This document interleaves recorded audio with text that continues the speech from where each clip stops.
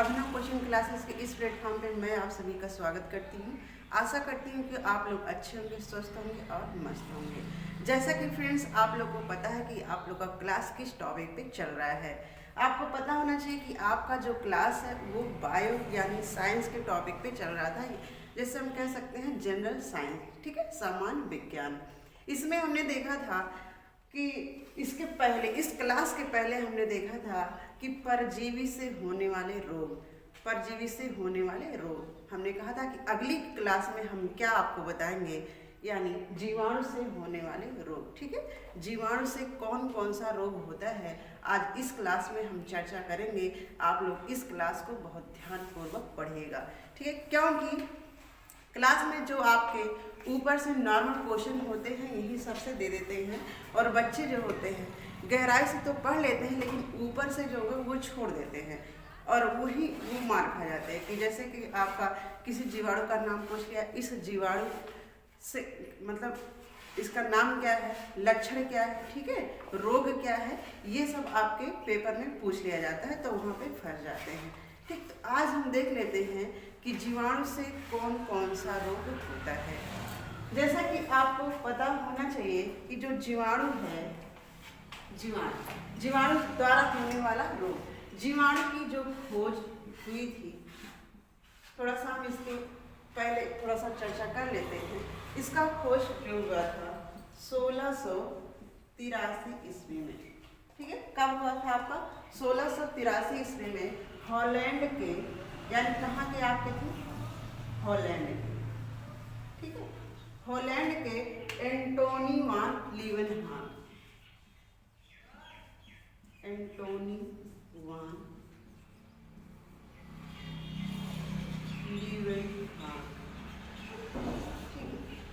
लीवनहाग खोज 1683 ईस्वी में हॉलैंड के एंटोनी वान लीवनहाग ने किया था।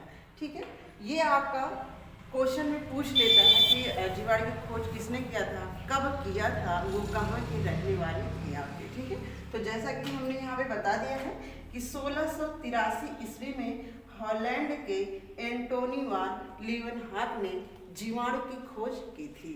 ठीक है, आगे हम देख लेते हैं ये जीवाणु जो शब्द है, ये शब्द किसने नाम दिया। ठीक है, जो आपका जीवाणु देख लेते हैं भाई, किसी ने नाम दिया होगा कि इसका नाम क्या होना चाहिए, किसके नाम से हम इसको जानेंगे। ठीक है, तो जीवाणु का नाम किसने दिया था, या शब्द कह लेते हम, तो शब्द दिए थे, जो आपका शब्द होता है शब्द जीवाणु, ये जीवाणु शब्द है, इसको किसने दिया था, तो एहरेनबर्ग ने,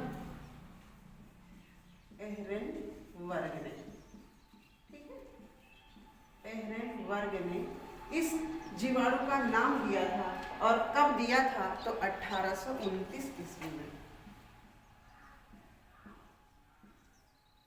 ठीक है, खोज तो लीवनहाग ने कर दिया था, लेकिन इसका जो नाम जीवाणु पड़ा है ये कब हुआ था, 1829 में एहरेनबर्ग ने। ठीक है, ये याद हो गया आपको, 1829 में एहरेनबर्ग ने इसका नाम दिया था। ठीक, अब हम देख लेते हैं कि हमारा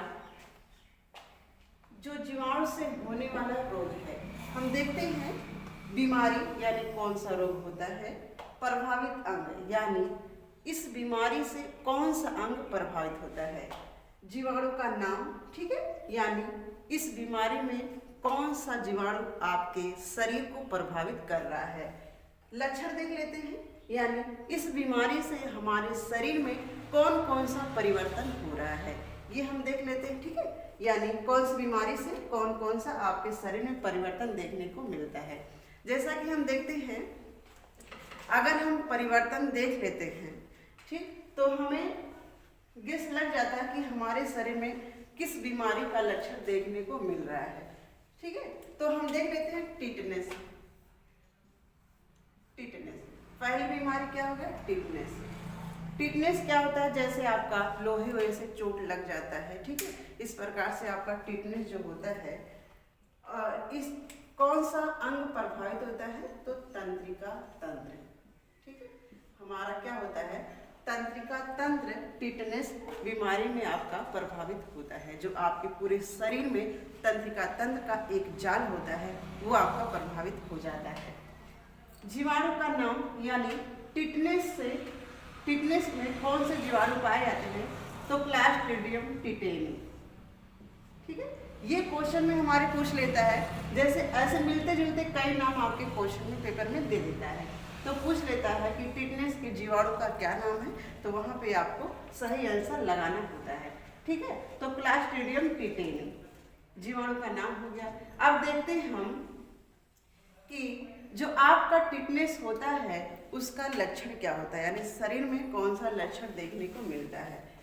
तो हमारे शरीर का तापमान अधिक हो जाता है, यानी तेज बुखार होता है, शरीर में ऐंठन होता है। ठीक है, कभी कभी हो सकता है आप लोग भी एहसास किए होंगे, हो सकता है नहीं, कहीं किसी का देखा भी होगा कि शरीर में ऐंठन होता है, बड़ा अजीब सा लगता है, कुछ अच्छा नहीं लगता। ठीक है, ना पढ़ने का मन करेगा, ना घूमने का, ना किसी के साथ खेलने का, ना पढ़ने का, कुछ भी मन नहीं करता है, शरीर में अजीब तरह का ऐंठन देखने को मिलता है। ठीक, कभी कभी जब इस बीमारी का सही से इलाज नहीं हो पाता है तो पेशेंट का मृत्यु भी हो जाता है। ठीक है, तो हमें क्या करना चाहिए, टिटनेस होते हुए हमें शुरुआती में ही डॉक्टर से सलाह ले लेनी चाहिए और इसका इलाज अच्छी तरह करवा लेनी चाहिए। आगे देखते हैं हैजा।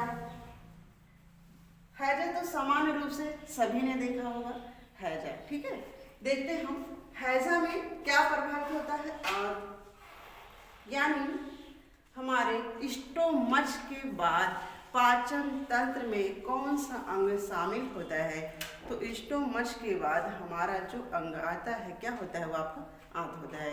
जैसा कि हमने इसके पहले क्लास में बताया था, छोटी आंत होता है और आपका बड़ी आंत होता है। तो हैजा में कौन सा आंत पर, हैजा में क्या प्रभावित होता है, तो आंत। ठीक है, आंत, क्योंकि आंत जो है आपका पाचन क्रिया में बहुत ही मदद करता है। जीवाणु का नाम क्या हो गया, विब्रियो कालिनी। ये कई बार आपके क्वेश्चन में पूछा है कि हैजा के जीवाणु का क्या नाम है, तो विब्रियो कालिनी। ठीक है, इसके लक्षण देख लेते हैं हम। लगातार दस्त होना और क्या होना, उल्टियां होना, यानी दस्त और उल्टी दोनों होना, और वो भी लगातार होना। एक दो बार दस्त हो जाता है, एक दो बार उल्टी हो जाती है, ऐसे ही शरीर की एनर्जी खत्म होने लगती है। तो आप बताइए, लगातार दस्त अगर उल्टियाँ हो जाएगा तो आपके शरीर में कितनी ऊर्जा बचेगी। ठीक है, कितना ऊर्जा बचेगा, आप लोग क्या करने का मन करेगा आपका, कुछ नहीं। ठीक है, यानी मरीज जो बहुत ज़्यादा ही परेशान हो जाता है आपके लगातार दस्त और उल्टियाँ में। ठीक, ये हो गया आपका हैजा। देख लेते हैं टाइफाइड। ये भी सामान्य रूप से बहुत देखने को मिल रहा है, टाइफाइड। ठीक है, आंत प्रभावित हो रहा है टाइफाइड में। इसके जीवाणु का क्या नाम है, साल्मोनेला टाइफी। क्या नाम है फ्रेंड्स, साल्मोनेला टाइफी। ठीक है, और इसमें क्या होता है आपका, तेज बुखार होता है, सिर दर्द होता है। देखते हैं हम टाइफाइड में क्या होता है। कभी कभी क्या होता है, हमको जैसे लगता है बुखार नहीं है, कभी कभी ऐसे लगता है कि शरीर का तापमान अधिक हो जाता है। ठीक है, टाइफाइड में क्या होता है, हमारा भोजन भी बहुत कम नहीं रुकता है, यानी हमारा खाने का भी मन करता है, कभी कभी नहीं खाने का मन करता है। इसलिए जो मरीज होता है जल्दी समझ नहीं पाता कि बुखार ही है या उसका टाइफाइड उस रोग में हो गया। ठीक है, तो ये हो गया आपका। आगे हम देखते हैं क्षय रोग। क्षय रोग जिसको बोलते हैं टीबी या तपेदिक, इसके 3 नामों से जान लेते हैं हम, क्षय रोग, तपेदिक या टीबी। ठीक, फेफड़ा प्रभावित होता है, लंग्स आपका प्रभावित होता है, आपको पता होना चाहिए। इसके जीवाणु का क्या नाम है, माइकोबैक्टीरियम ट्यूबरक्लोसिस, माइकोबैक्टीरियम ट्यूबरक्लोसिस। ठीक है, माइकोबैक्टीरियम ट्यूबरक्लोसिस। इसका लक्षण क्या होता है, तपेदिक का, बार बार खांसी आना। ठीक है, और खांसी के साथ कफ रक्त निकलना। ठीक है, यानी बार बार खांसी आती है, कफ निकलता है, कफ के साथ साथ रक्त भी निकलने लगता है। ये क्या होता है आपका टीबी का लक्षण होता है। इसमें क्या होता है, बहुत ही हमको बच के रहना चाहिए, यानी घर में या पास पड़ोस किसी को क्षय रोग हुआ है तो उसे थोड़ा सा दूरी बना के रखना चाहिए। दूरी रहने का मतलब ये नहीं कि उसे अकेले छोड़ देना चाहिए, ऐसा नहीं होना चाहिए, लेकिन हाँ साफ सफाई का विशेष ध्यान, थोड़ा उससे दूरी बना के रखिए, ठीक है। क्योंकि खांसी और जुकाम क्या होता है, संक्रामक रोग से हमको भी टीबी हो सकता है, इसलिए हमको इस बीमारी से थोड़ा सा बचना चाहिए, ठीक है। तो फ्रेंड्स हमने देख लिया, आगे हम देखते हैं कौन सी बीमारी, तो डिप्थीरिया, ठीक है। डिप्थीरिया हम देख लेते हैं क्या होता है, इसके जीवाणु क्या है, किस अंग को प्रभावित करता है, ठीक है, इसका लक्षण क्या है। देखिए डिप्थीरिया, डिप्थीरिया बीमारी में हमारा श्वास नली प्रभावित होता है। श्वास नली जहाँ से हम सांस लेते हैं, आपको पता होगा, ठीक है। तो जहाँ से हम सांस लेते हैं, मतलब जिस माध्यम से, जिस रास्ते से सांस मतलब वायु हमारा आदान प्रदान होता है, उसको श्वास नली बोलते हैं, ठीक है। तो डिप्थीरिया में कौन सा अंग प्रभावित होता है, तो आपका श्वास नली हो गया। और इसमें कौन सा जीवाणु जिम्मेदार होता है, तो क्रोनिबैक्टीरियम डिप्थीरी, ठीक है। क्रोनिबैक्टीरियम डिप्थीरी, आपका हो गया क्रोनिबैक्टीरियम डिप्थीरी, ये हो गया जीवाणु का नाम। इसके लक्षण क्या है, तो सांस लेने में प्रॉब्लम होती है, यानी सांस लेने में प्रॉब्लम होती है, यानी हमारा दम घुटता है, हमें जैसे लगता है कितना भारी सांस हमें लेना है और छोड़ना है, ठीक है, बहुत ही कठिनाई होती है। तो सांस लेने में कठिनाई और हमारा दम घुटता है, ठीक है, दम घुटता है, इसमें बड़ी ही परेशानी होती है आपका। आगे देख लेते हैं प्लेग। आपको पता होगा प्लेग कैसे होता है, चूहे के काटने से होता है प्लेग, ठीक है। कौन सा अंग प्रभावित होता है, तो आपका फेफड़ा, यानी प्लेग में आपका फेफड़ा यानी लंग्स आपका प्रभावित होता है। इसके जीवाणु क्या नाम है, पास्चुरेला पेस्टिस, ठीक है। थोड़ा सा शब्द कठिन है, लेकिन हम एक दो बार इसको पढ़ेंगे, ठीक है, तो हमें याद हो जाएगा। बेशक ये कठिन शब्द है, लेकिन हम 2-4 बार रिपीट करेंगे तो हमको ये जरूर याद हो जाएगा। कोई ऐसी चीज़ नहीं होती है कि जो हमें याद ना हो, बस मन से होना चाहिए, ठीक है। तो पास्चुरेला पेस्टिस, ठीक है।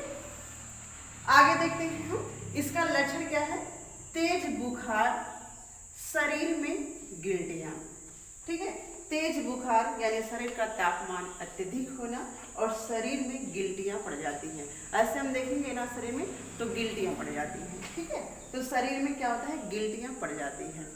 आगे आते हैं काली खांसी, ठीक है, काली खांसी।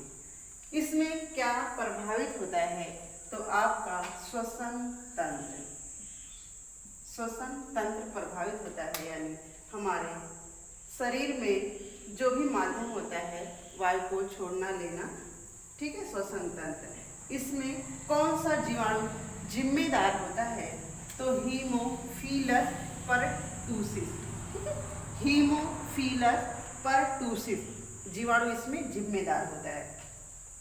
लक्षण देख लेते हैं, तो लगातार खांसी आती है, लगातार खांसी आती है। पता होगा कि लगातार खांसी आने में कैसा महसूस होता है, ठीक है ना।